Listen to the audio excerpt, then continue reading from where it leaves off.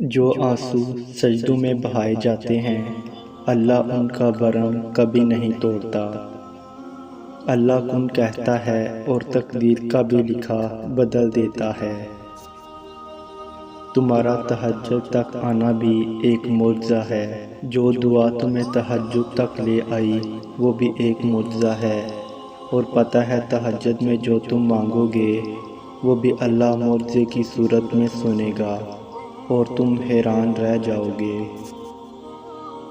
صبر بہت مشکل ہے لیکن اس کا صلہ بے حد خوبصورت ہے۔ ابھی نہ صحیح مگر تمہاری دعاؤں کا جواب جب بھی آئے گا ان سے حالی نہیں جائے گا۔ تہجد اللہ کی طرف سے ہمارے لیے ایک ایسا بند دروازہ ہے جو صرف تہجد کی عبادت سے ہی کھلتا ہے۔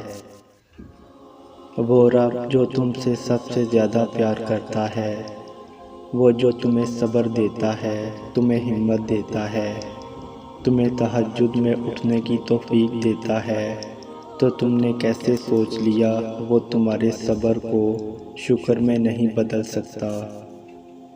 بے شک اللہ پاک آزمائشوں کے لیے اپنوں کو ہی چنتا ہے اور وہ کبھی اپنوں کو اکیلا نہیں چھوڑتا۔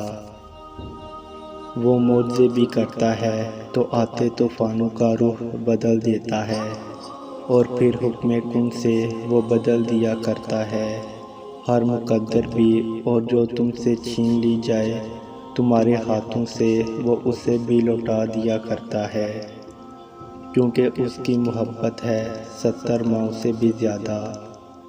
اور تم جب اس کو ایک بار پکارتے ہو یا اللہ تو وہ 100 دفعہ پلٹ کر تمہیں کہتا ہے ہاں میرے بندے میں یہاں ہوں۔ اللہ تمہارے دل میں کچھ نہیں ڈالتا سوائے اس کے جو وہ تمہیں دینے کے لیے تیار ہو۔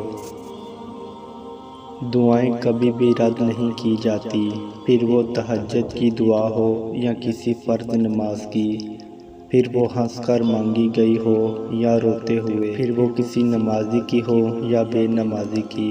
جو کافر کو بھی خالی ہاتھ نہیں لوٹاتا، تمہیں لگتا ہے وہ تمہیں تڑپتا ہوا چھوڑ سکتا ہے؟